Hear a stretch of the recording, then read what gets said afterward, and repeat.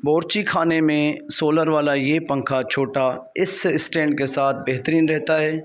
बिजली भी इसमें बहुत कम खर्चा इसका आता है, बैटरी को ये खाली नहीं करता ज़्यादा, और इसकी हवा भी ज़बरदस्त है। लोही ग्रिल वाला बेहतरीन है, और उसके साथ ये स्टूल लगा दें। तार को मैंने सिक्योर कर लिया, आप देख सकते हैं, ताकि अटकने से तार निकल न जाए।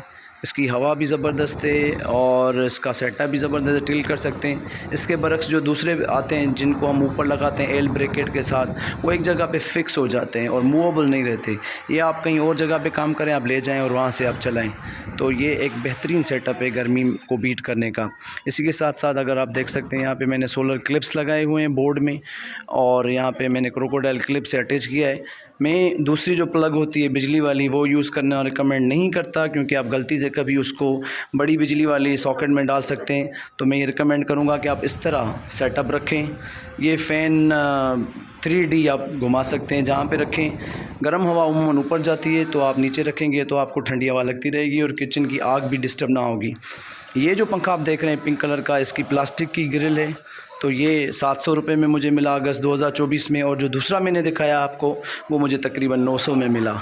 तो प्राइस कम ज़्यादा हो सकता। मैं आपको मशवरा दूंगा कि आप किचन और घर में दूसरी जगहों पे काम करते वक्त इसका इस्तेमाल करें। ये बेहतरीन सेटअप है और ये बैटरी को भी जल्दी खाली नहीं करता।